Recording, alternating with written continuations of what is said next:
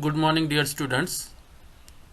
I once again welcome you all to these online classes and hope you all are doing good and you are preparing your notes as well. First of all, let me tell you one thing. From today onwards, there has been a little bit change as per the assignment is concerned. From today onwards, you will be given weekly assignments, and I hope that you will do those assignments properly. So let us start with the topic elasticity of demand. This is the concept map. In this topic price elasticity of demand, we are going to discuss the meaning, what actually price elasticity of demand is. When we talk of the elasticity of demand, there is income elasticity of demand, cross elasticity of demand, and price elasticity of demand.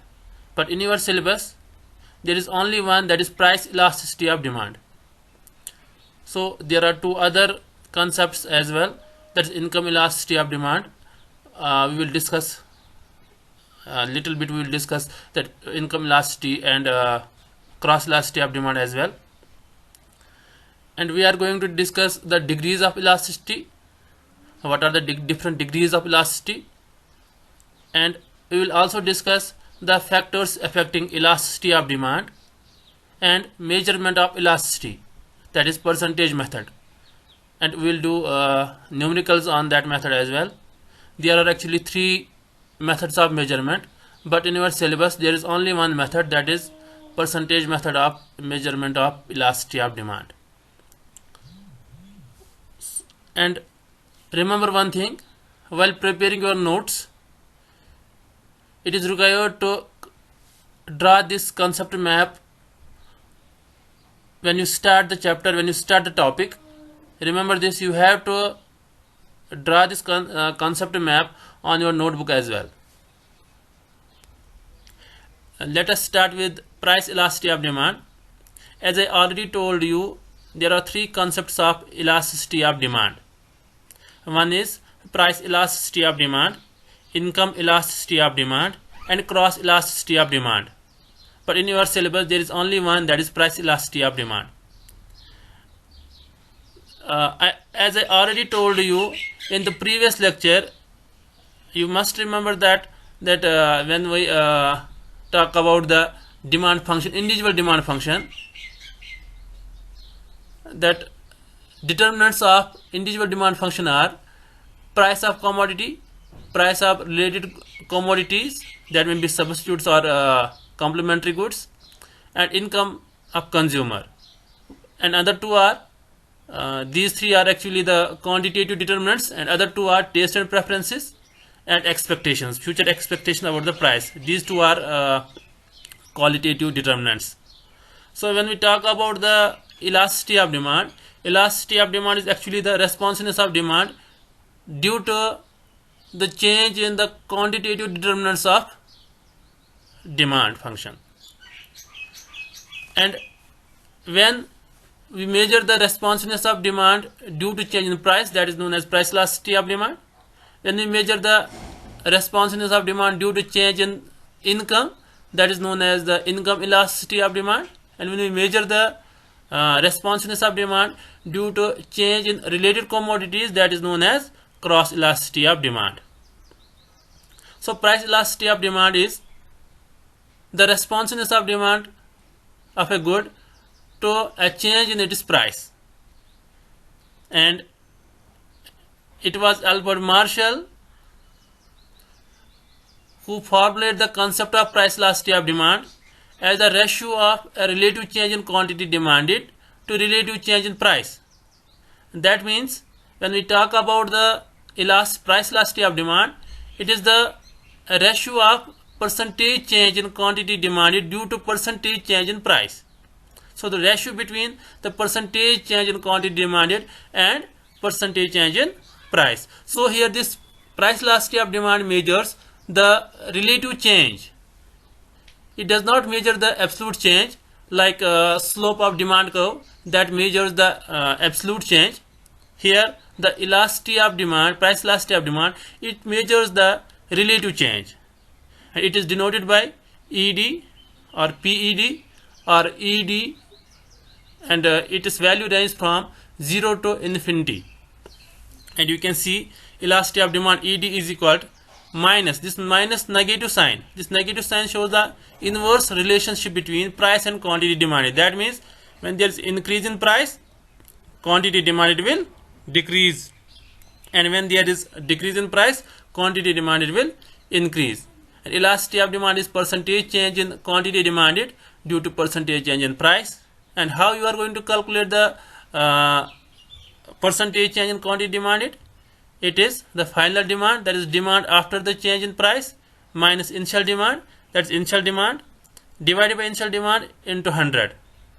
This is the percentage change in quantity demanded. And when we talk about the percentage change in price, it is final price minus initial price divided by initial price multiplied by 100. So this is percentage change in price. Now, what are the degrees of elasticity? There are 5 degrees of elasticity, which you have already seen in that concept map. And I already told you the value of ED, the elasticity of demand, it ranges from 0 to infinity. And the first case is perfectly inelastic demand, that is when ED is equal to 0. Perfectly inelastic demand is when the demand of a commodity does not change as a result of change in its price. When demand does not change despite of change in price, that means if demand in if there is change in price, say you can see in schedule and diagram, when price is 15, 10, 20, there is no change in demand, it is 10, 10, 10. So on the right side you can see the diagram as well. At P1 quantity demanded is Q, at P quantity demanded is Q, and at P2 quantity demanded is Q. So at 3 different prices, the quantity demanded is same. So with the change in price, when there is no change in quantity demanded, at that time we can say that there is no responsiveness. At that time there is elasticity is 0. So when we talk about the perfectly inelastic demand, usually when we talk about the say basic necessities, or when we talk about the food and medicine, usually the elasticity of demand, when we talk about with the change in the price, these are very much important for a person. So if the price is high, still people are consuming those goods. So the price, due to change in price, there is no effect on the quantity demanded. So perfectly inelastic demand is when there is no change in quantity demanded due to change in price.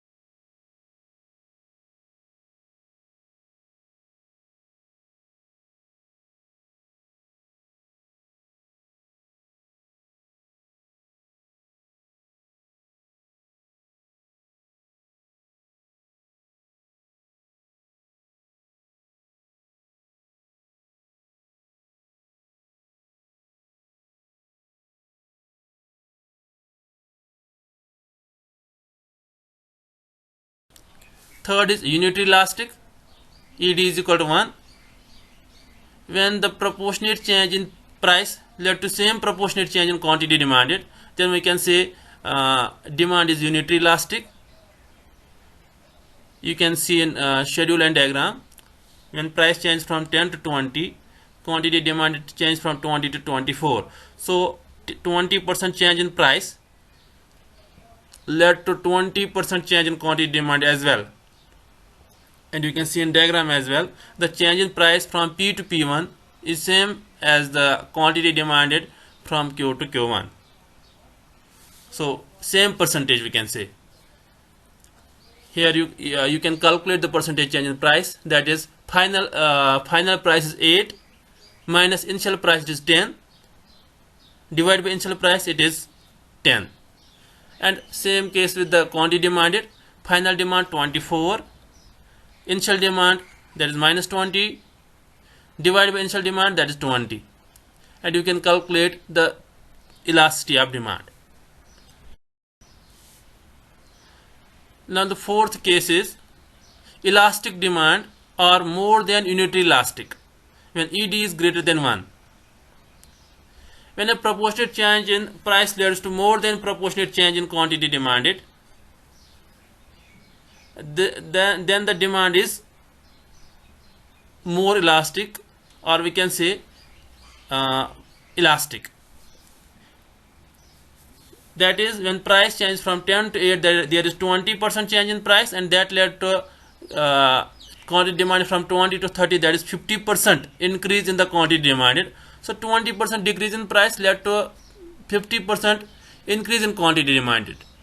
So demand increases, proportionate demand increase more than the proportionate decrease in price. You can see in diagram as well, right side. Here the demand curve is flatter, and price change from P to P1, and quantity demanded change from Q to Q1. So remember this thing, here the demand curve is flatter, and when we talk about the inelastic demand curve is steeper, and when we talk about the perfectly inelastic demand curve is parallel to the x-axis. You can see in previous diagrams. Now one more degree is perfectly elastic demand, that is when ED is equal to infinity. A demand can said to be perfectly elastic when any amount of commodity can be demanded at prevailing price. That is, demand for a commodity rise or falls to any extent without any change in price. Here you can see in schedule and diagram, when price is 10, quantity demand is 20, and when there is no change in price remains same 10, but quantity demand increases from 20 to 30. And in diagram, at price P, there can be any amount of quantity demand. It may be Q, Q1, Q2. And in this case, the demand curve is parallel to the x-axis. So these are the 5 degrees of elasticity. Here now we can see the demand curves at different degrees of elasticity, which we discussed earlier. That is, when the elasticity of demand is equal to 0, or second case, when it is less than 1, when it is equal to 1, when greater than 1, or equal to infinity. First case, when elasticity of demand is equal to 0. At that time, demand curve is df, parallel to the y-axis price line, price axis we can say. Second, when elasticity of demand is less than 1, that is inelastic we can say, or less than unitary elastic. At that time, the elasticity, the demand curve will be steep. You can see D is demand curve when elasticity of demand is less than 1. It is steep. And when we talk about the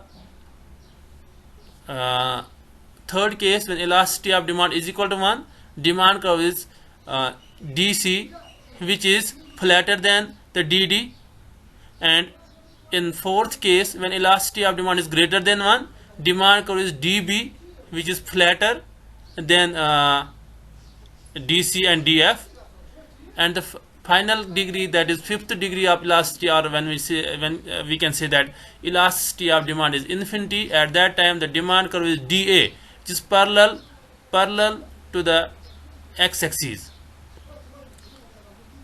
So flatter the demand curve, more is the elasticity of demand. Remember this thing: flatter the demand curve, more is the elasticity of demand.